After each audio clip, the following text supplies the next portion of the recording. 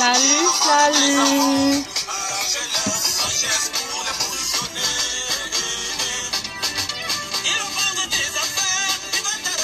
Salut, salut.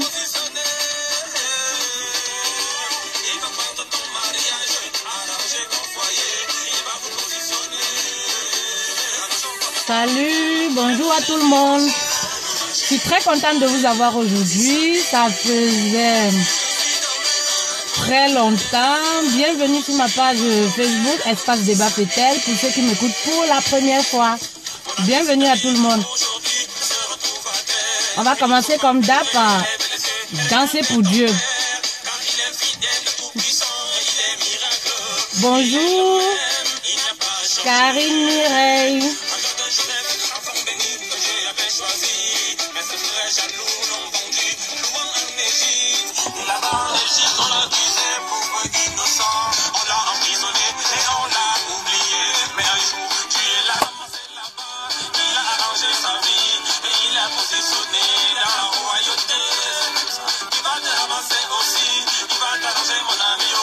Il va te ramasser, il va t'arranger, mon ami, pour te positionner.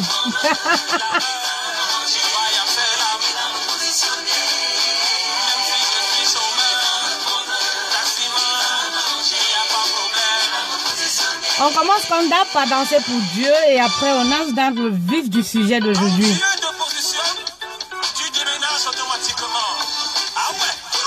La caverne, je vais très bien. James, merci, c'est gentil, mon ami.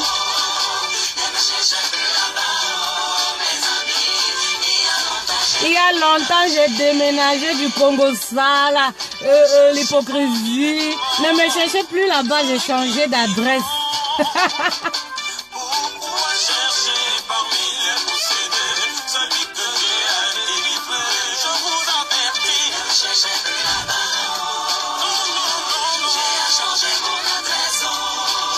Dieu a changé mon adresse, ne me cherchez plus dans les maquis. Il y a longtemps, j'ai déménagé, moi.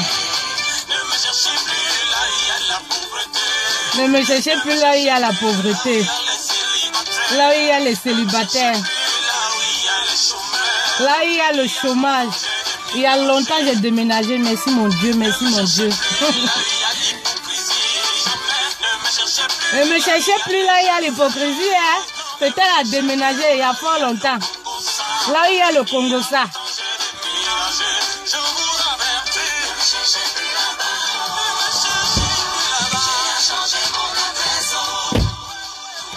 Ne me cherchez plus là-bas, oh. Il y a longtemps, j'ai déménagé. Il fait très chaud.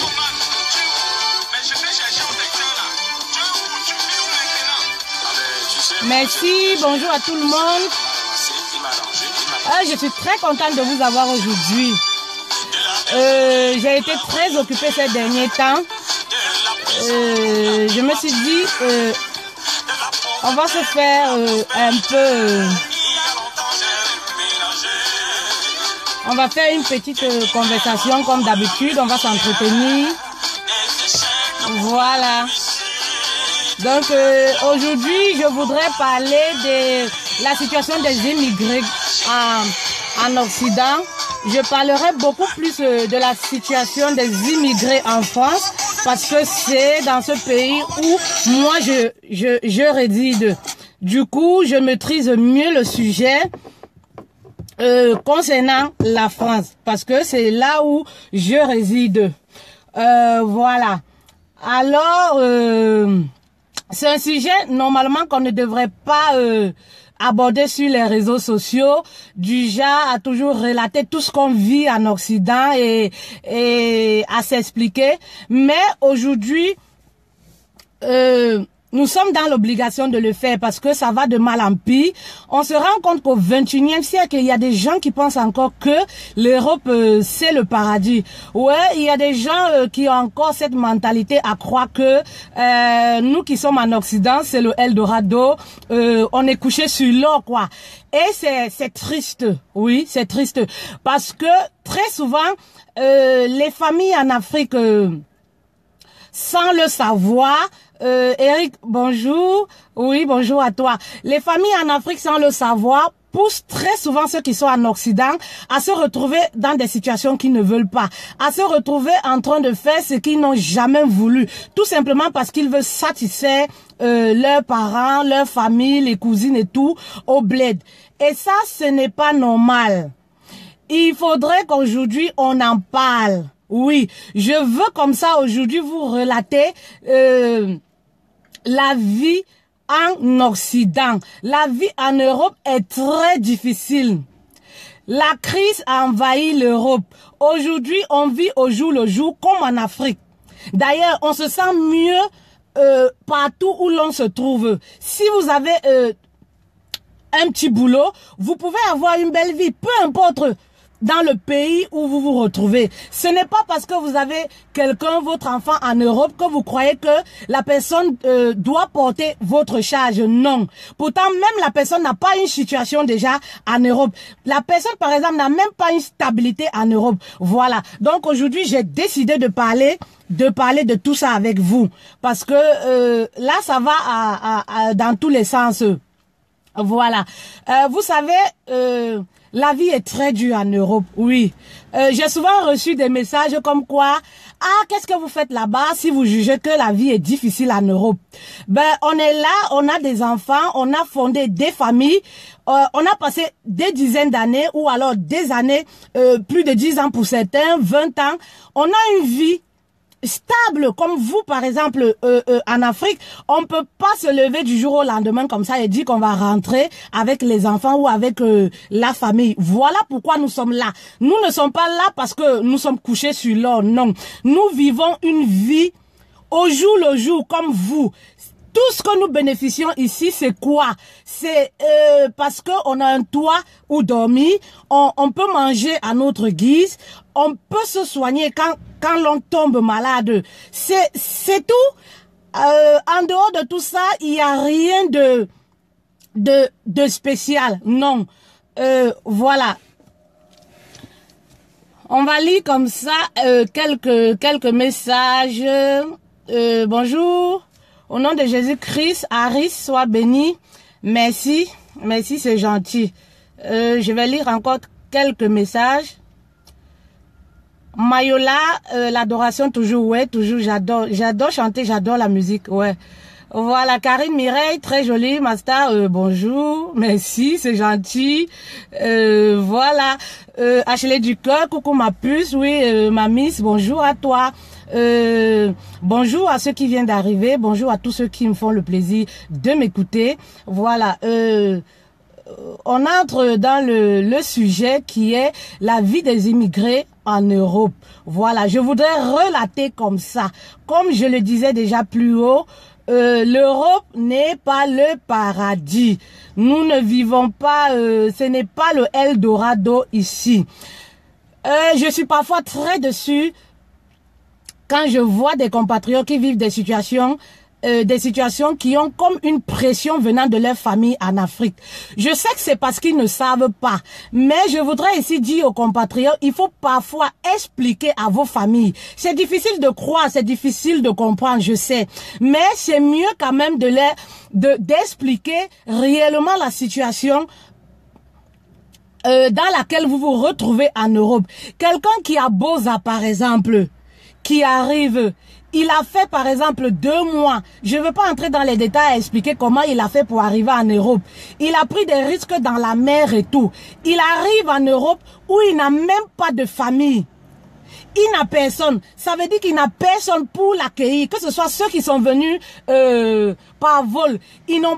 Très souvent, c'est des gens qui n'ont pas de famille ici. Moi, je suis arrivée ici en France, par exemple. Je n'avais pas de famille. Je suis arrivée à l'aéroport de Orly. Je n'avais personne pour m'accueillir. Je suis partie à l'hôtel Ibis où j'ai dormi 2 jours avant de réfléchir comment je ferais par rapport à ma situation. Il y en a plein dans ce genre de situations. Voilà. Parlant de ceux qui bossent, à ceux qui arrivent par la mer, par exemple, ils arrivent là, ils sont accueillis par des associations, ils n'ont personne, ils n'ont pas de vêtements parce que vous ne voyagez avec rien, vous n'avez pas de vêtements et tout ça. Et ce qui est surprenant, après 1 semaine, dès qu'on apprend que cette personne est en Europe, en Afrique, Dès que cette personne se connecte sur Facebook ou sur WhatsApp, juste pour papoter avec sa famille et dire, tiens, vraiment, Dieu merci, j'ai bien voyagé, beaucoup de gens ont laissé leur vie, je suis arrivé. Cette personne, une semaine après son voyage, est soumise à des problèmes d'argent. On te dit, telle personne est malade au village, telle personne est décédée. Vous ne savez même pas dans quelles conditions la personne y vit en Europe. Après une semaine, franchement, où est-ce que cette personne peut prendre de l'argent pour entretenir une famille en Europe? Déjà, la personne mange et dort grâce aux associations. Dieu merci, on peut dire ça. Vous réclamez des choses en Europe. Vous réclamez des téléphones de grande marque. Toutes ces choses, ça coûte cher ici. Même la personne à qui vous réclamez ces téléphones n'utilise pas les téléphones de grande marque, les Samsung et iPhone 7 et 8 que vous réclamez en Afrique. Parfois, et quand vous voyez, c'est des gens qui ont une situation parfois très stable même en Afrique. Mais tout simplement parce qu'ils ont entendu que mon oncle ou ma cousine ou ma soeur est en Europe, se permet à une semaine de l'arrivée de l'individu, de demander, d'exposer ses problèmes d'argent. Tout simplement parce que c'est cette mentalité qu'ils ont. La mentalité, c'est quoi? En Europe, peut-être il y a un arbre d'argent où tu vas, tu cueilles, tu cueilles de l'argent tout simplement. Pourtant, c'est archi faux. Quelqu'un qui vient d'arriver, pour quelqu'un qui est très vaillant et courageux, un minimum dans ce pays, 5 ans pour avoir une certaine stabilité, si on peut dire ainsi. Un minimum 5 ans pour avoir une certaine stabilité. Quelqu'un qui arrive à peine 1 mois, 2 mois, vous l'exposez les problèmes d'argent. Franchement, mes amis en Afrique là, nos familles là, soyez un peu indulgents envers ceux qui vivent à l'Occident. Où est-ce que cette personne va prendre des sous? Cette personne déjà est logée par des associations, dans des conditions pas terribles. Cette personne déjà n'a pas de kaolo parce qu'elle ne peut pas travailler. Où est-ce que la personne va prendre de l'argent pour vous entretenir en Afrique? Vous mettez souvent des gens dans des situations, parfois je sais que vous le faites par amour, sans parfois se rendre compte. Les gens, ils poussent ceux qui sont à l'Occident à faire ce qu'ils ne veulent pas. Parce que quand vous appelez tous les jours et que vous expliquez les problèmes, la mère est malade, le père est malade, on va opérer le père, on va faire ceci. C'est comme ça que la fille, elle se jette dehors dans la prostitution ou dans la vente de la drogue. Tout simplement parce qu'elle veut satisfaire sa famille. Et demain, vous serez les premières personnes à dire que c'est une vendeuse de piment. Alors que cette personne l'a fait simplement pour vous faire plaisir à cause de votre pression. Peut-être par naïveté sans le savoir. Il y a des gens qui ne supportent pas.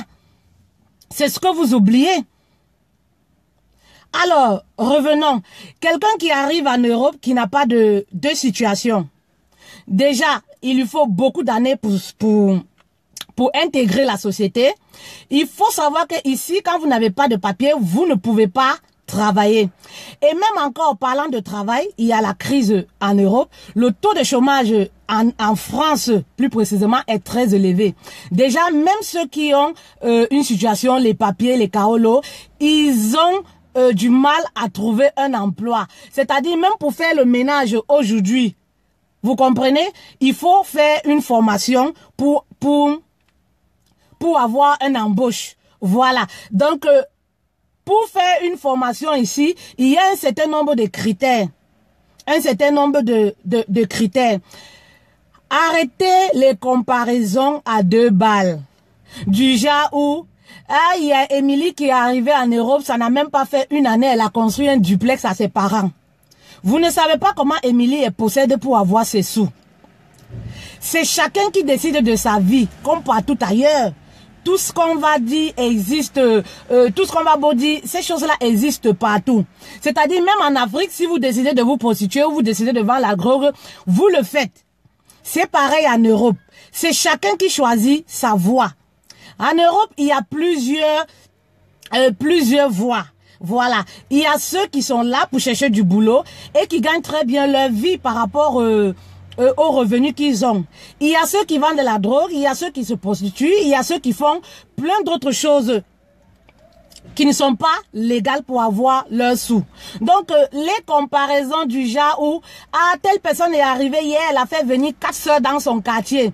Telle personne est arrivée, elle a fait venir sa copine d'enfance. Pourquoi tu ne peux pas faire venir ta copine d'enfance? Tu es sûr que la personne dont tu réclames des choses en Afrique, là, la personne a une stabilité en Europe? Faire venir quelqu'un, c'est pas du jour au lendemain qu'on le fait. Franchement, soyez un peu indulgents envers vos familles qui vivent en Europe. Parce que, croyez-moi, ces gens n'ont pas du tout une vie paisible en Europe. Il n'y a rien d'extraordinaire en Europe. On vit au jour le jour, comme vous d'ailleurs. C'est-à-dire, on se lève, on va bosser, on rentre, on mange, et c'est tout. Voilà, j'ai fait un statut sur mon post ce matin où je disais les gens en Europe ils travaillent très dur.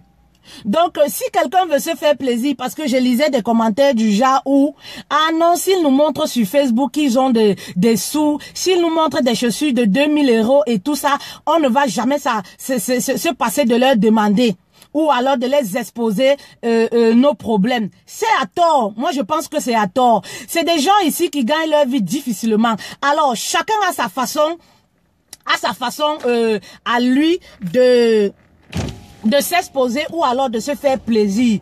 Si quelqu'un a les moyens, travaille très dur, a par exemple 2 boulots où il gagne 1500 €, pourquoi il va pas se faire plaisir à, je sais pas moi, pourquoi il va pas se faire plaisir à s'acheter une paire de chaussures à 500 € ou 1000 €? Il va pas, je vais pas m'empêcher de me mettre propre ou alors de m'habiller et mettre une photo sur Facebook tout simplement parce que quand je vais mettre ma photo sur Facebook, les copines viendront me dire non, tu as beaucoup d'argent là-bas, il faut que tu me fasses un Western Union, faut que tu me fasses venir, il faut que j'ai mon enfant qui est malade. Non, assumez vos responsabilités, assumez-vous. Voilà, ce n'est pas parce que vous avez la famille en Europe, vous allez vous permettre de faire les enfants n'importe comment et penser que ma soeur en Europe va faire la layette pour moi ou ma soeur en Europe va m'envoyer les Western Union tous les mois. Je dis stop à ça. Stop à ce genre de raisonnement. Franchement, c'est même triste qu'au 21e siècle, les gens pensent encore que en Europe, les gens ont une vie paisible. On peut avoir une vie paisible, une belle vie partout.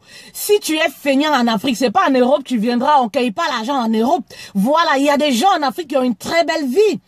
Il y a des gens en Afrique qui ont une très belle vie. La vie est très dure à l'Occident. Voilà, la vie est très dure en Occident. Donc, prenons nos responsabilités. Je ne disconviens pas, je ne dis pas non. Quand quelqu'un est en Europe, il peut faire des cadeaux à sa famille. Ça, tous nous le savons et on a l'habitude de le faire. Mais du genre où avoir une pression de la famille, ça c'est grave quand même parce que parfois ici, les gens vivent dans des conditions très difficiles. Les gens ici, ils font 5 ans, 10 ans sans avoir des papiers, sans avoir un toit où dormir, sans avoir une adresse, l'adresse à leur nom propre. Mais vous ne pouvez pas savoir.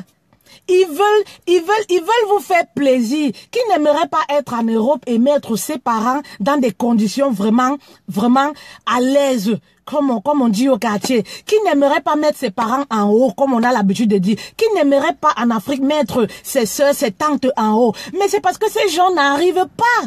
Ces gens n'arrivent pas à le faire. S'ils ne le font pas, ce n'est pas par manque de volonté. Ils ont la volonté, mais ils n'y arrivent pas. Déjà parce qu'en Europe, eux-mêmes n'arrivent pas à joindre les deux bouts. Alors, soyons très patients envers ces gens qui vivent en Europe. Voilà, on a l'habitude de dire, nous qui sommes en Europe, nous sommes des sacrifiés pour notre famille. On a cette conscience-là qu'il faut parfois donner un coup de pouce à ceux qui sont en Afrique parce que, par exemple, certains avantages comme ce que nous avons ici, on peut dormir, on peut manger, on peut s'offrir certaines choses, même en payant en mensualité, comme je le disais sur mon mur aujourd'hui. Voilà, on a cette possibilité-là de se traiter quand on tombe malade, par exemple ici. Les possibilités qui sont pas toujours évidentes en Afrique. Donc, nous sommes conscients de cette situation que parfois, il faut donner un coup de pouce. Mais de là à avoir la pression tous les jours venant de ceux qui sont en Afrique, ça, franchement, c'est déplorable. Moi, je dis stop à tout ça. Alors, je vais vous détailler comme ça comment en Europe vous pouvez faire pour avoir les papiers, pour avoir ce qu'on a l'habitude d'appeler les kaolo. Voilà. Si vous êtes quelqu'un, vous venez d'arriver, vous pouvez faire un enfant avec quelqu'un qui a la nationalité française pour avoir les papiers. Vous pouvez comme ça vous passer pareil avec quelqu'un qui a la nationalité française pour avoir les papiers. Ou alors vous pouvez avoir une maladie chronique, peu importe, pour avoir des papiers en Europe. Ou vous pouvez avoir comme ça un enfant albinos. Ça aussi, vous pouvez monter un dossier dessus pour avoir une régularisation de votre situation en Europe. Ou alors, vous pouvez être demandeur réfugié. Ça peut aussi être une ouverture pour avoir des papiers en Europe. Mais tout ceci est trop facile à dire parce que c'est des trucs. L'administration en Europe est très prend énormément du temps. Voilà. Il faudra qu'on le dise. L'administration en Europe prend tellement de temps. Ici, on n'a pas ces histoires. Ah, je vais aller monnayer pour que mon dossier aille plus vite que par exemple, pour X ou Y. Non. Les dossiers ici prennent énormément de temps. Ça peut aller de 6 mois à 1 année, voire 2 ans. Alors, vous voyez, quelqu'un qui est 2 ans sans situation, sans papier, qui vit dans l'illégalité comme ça au jour le jour, où est-ce que cette personne peut prendre de l'argent pour je sais pas, pour vous offrir des grands cadeaux, des téléphones que vous réclamez, les Samsung et tout ça en Afrique tous les jours. Et je voudrais aussi attirer l'attention de ceux qui sont ici. Je sais que c'est difficile, mais essayez souvent de dire, d'être vrai envers surtout vos proches. C'est souvent très difficile, je sais, ça fait honte à certains, je ne sais pas pourquoi, de relater leur quotidien ici en Europe. De dire la vérité, ah tu sais l'Europe, réellement ce que vous vivez. Ça va empêcher tout ce qu'on voit aujourd'hui. Moi par exemple, je suis arrivée en Europe, comme je le disais tantôt, je n'avais personne pour m'accueillir. Je suis descendue à l'aéroport de Orly, je n'avais personne.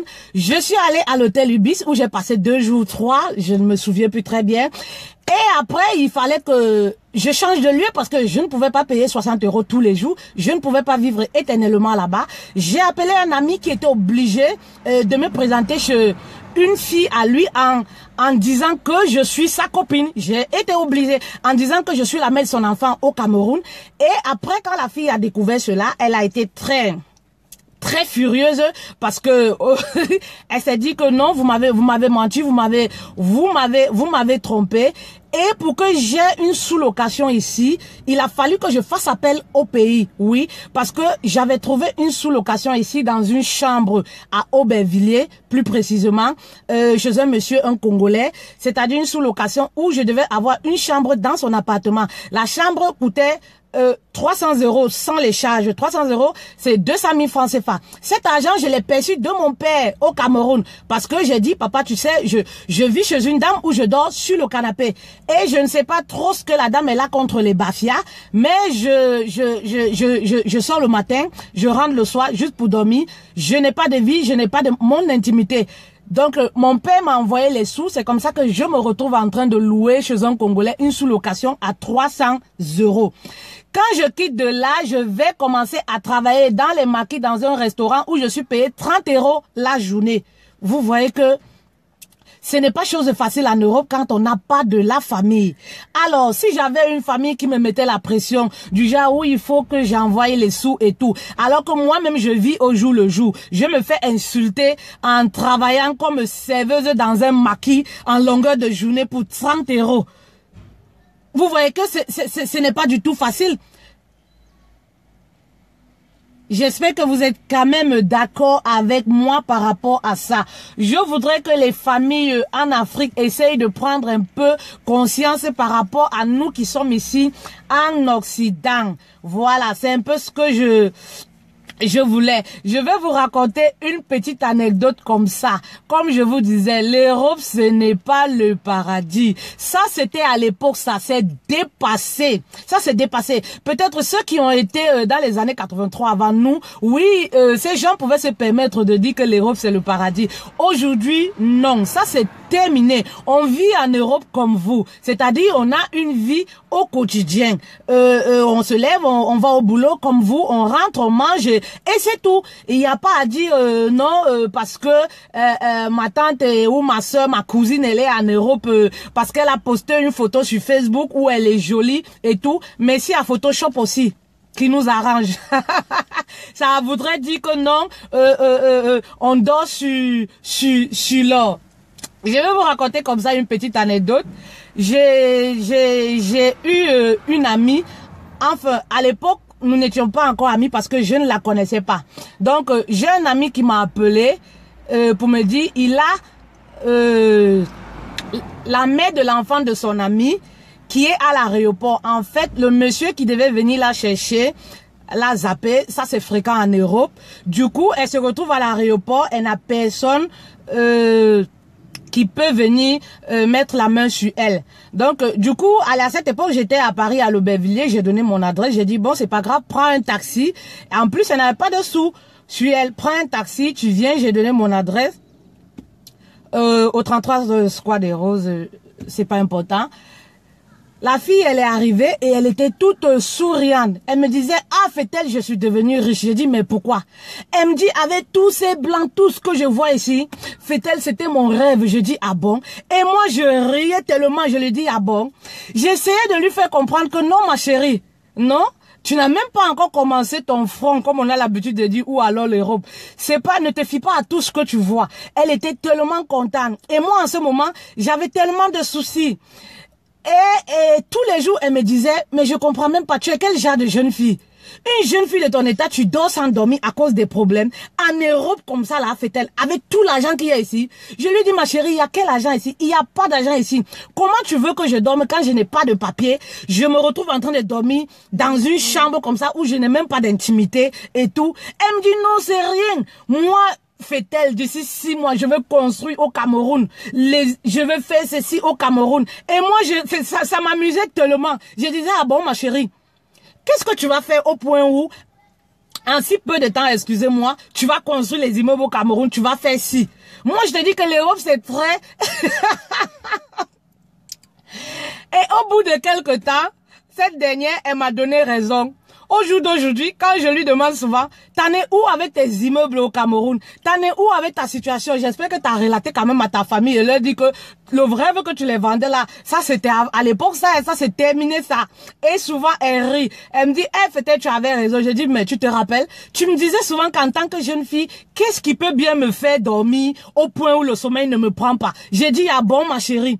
Le matin, quand je me levais comme ça, là, sur le froid, elle me dit, fait-elle, moi, je peux pas sortir sur le froid, hein. Tu sors à 6 heures comme ça sur le froid pour aller où même on ne sait pas. Elle dit que ma chérie, c'est bien que tu dises ça. Toi, tu payes pas de facture, toi, tu payes rien, tu dors seulement chez moi. C'est tout. C'est normal que tu dises que qu'est-ce qui peut me faire dormir. Moi, où je suis là comme ça, là, les 300 € là, on va me réclamer ça à la fin du mois. Je suis obligée de sortir, aller chercher de quoi manger. C'est une obligation pour moi. On va me réclamer l'électricité que j'utilise. Franchement. Donc, c'est pour vous dire comme quoi. C'est pour vous dire que c'est des idées qu'on a quand on vient. Même il y a même des gens qui sont ici en Europe, mais qui ne maîtrisent pas le système, qui sont dans leur cocon à eux, qui savent pas trop comment ça se passe. Ils sont toujours dans ces nuages-là, le rêve à croire que oui, l'Europe c'est le paradis, ils vont faire ci, ils vont faire ça, mais au bout de quelques années, ils se rendent compte que, comme on a l'habitude de dire, c'est à terre. Au bout de quelques années, leur rêve et tout, ça s'envole, parce qu'ils vont se rendre compte que ils vivent au jour le jour comme tout le monde. Voilà.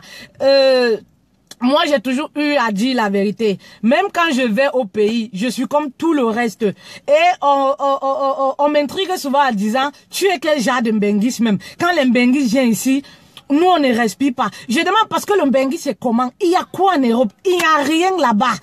Quand je vais, je suis à Biémassi pour ceux qui me savent. Je marche avec mes sans confiance. Le jour où même je dois voyager, je suis en sans confiance. Je vais à l'aéroport en sans confiance. J'ai dit, mais tout ce protocole, pourquoi faire?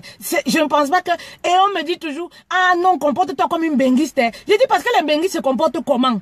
Je ne vais pas changer ma façon d'être tout simplement parce que je vis en Occident. Déjà, vivre en Occident, c'est quoi? Est-ce que c'est être au-dessus des autres? Est-ce que c'est vivre en Occident veut dire qu'on a une certaine stabilité plus que ceux qui sont restés en Afrique? Non, c'est archi faux.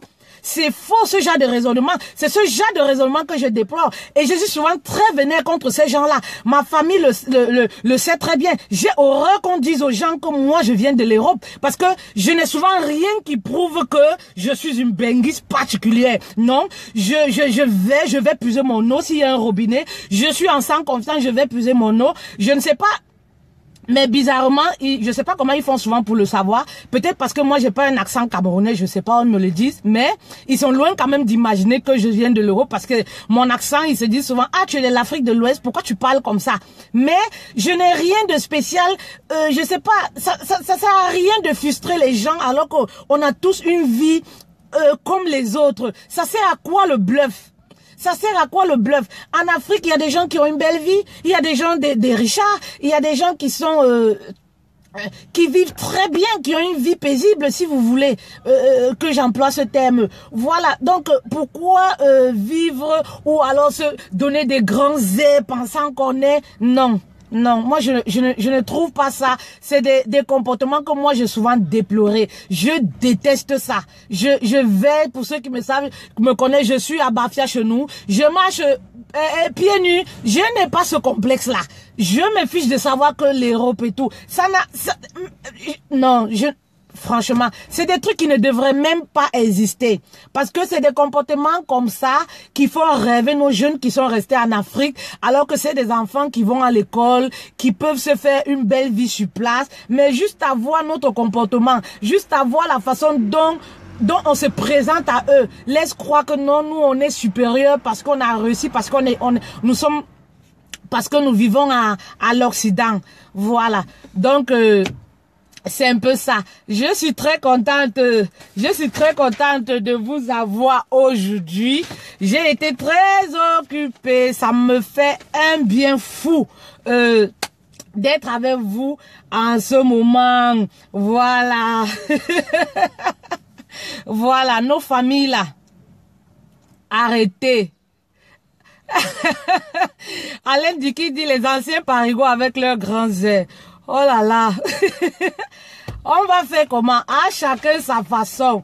Ben, c'est des gens que j'en veux pas vraiment. À chacun sa façon de se faire plaisir. Voilà. Je disais, détrompez-vous. Ne vous laissez pas influencer par tout ce que vous voyez sur des réseaux sociaux. C'est du bluff, c'est du bling bling bling. C'est rien du tout. Comme je le disais sur mon mur ce matin, en Europe, on a la possibilité de manger à crédit, d'avoir une voiture à crédit, de se coiffer même à crédit, d'avoir même parfois les mèches brésiliennes à crédit. Donc, mais le crédit de nos jours, les choses ont changé.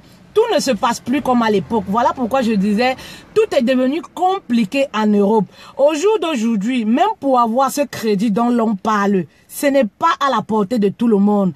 Aujourd'hui, pour avoir un crédit en France particulièrement, il faut avoir déjà un CDI, ça il faut le dire.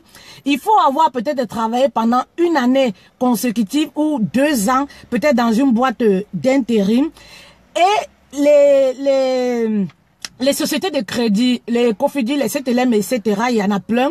Avec une carte de séjour de 1 an, vous ne pouvez plus avoir un crédit en France.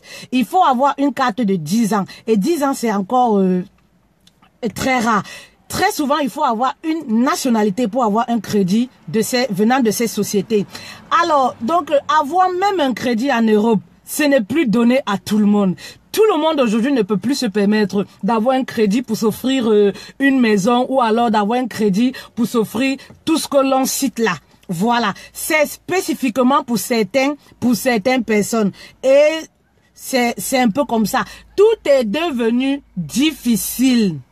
tout est devenu difficile. Il n'y a même pas, on n'a plus de boulot. Le taux de chômage, il a augmenté en France. Voilà. On n'arrive même pas déjà à se gérer nous-mêmes.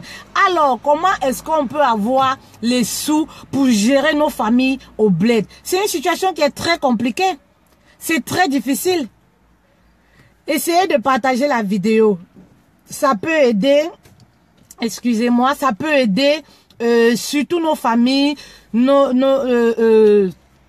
proches qui sont au pays, ceux qui ne sont pas informés sur la situation en Europe.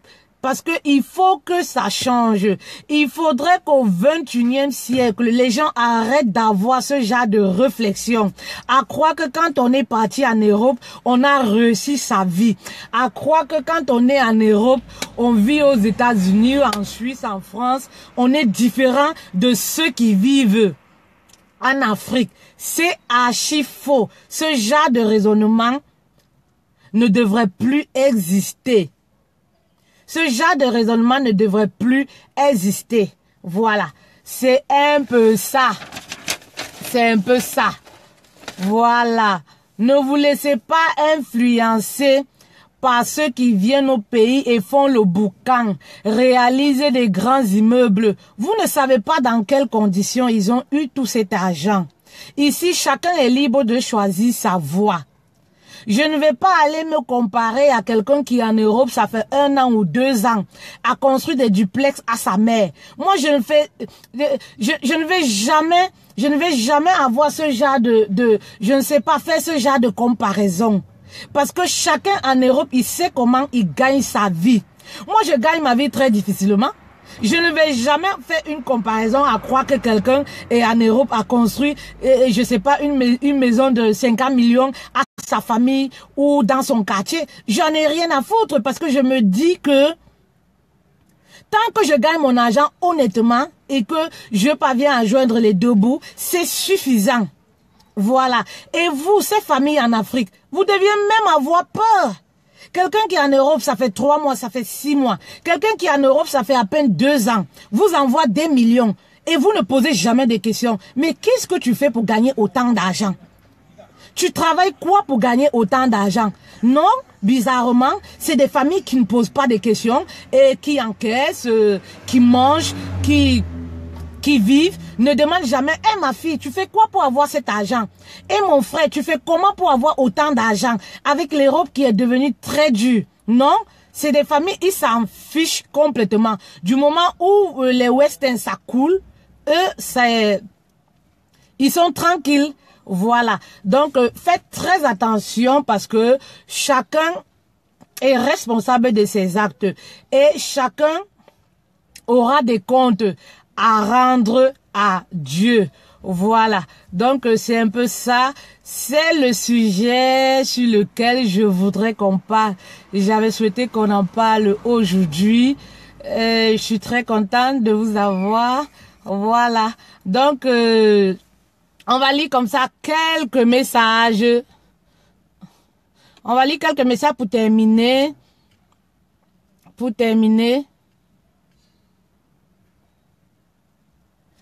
Mythe de la caverne, on est d'accord. Merci.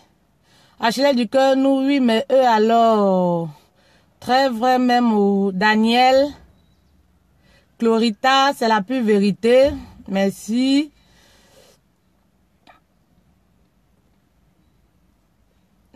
Même pas. C'est n'importe quoi. Alain Diki. J'aime trop ton riz. Ah bon? Merci, c'est gentil. Dimitri Fosso, tu as raison, merci. Voilà, partagez la vidéo, partagez la vidéo. Partagez la vidéo. On va terminer aujourd'hui. On espère que le message est passé. Je vous reviens très vite pour une nouvelle vidéo et à très bientôt. Je vous aime. Bisous.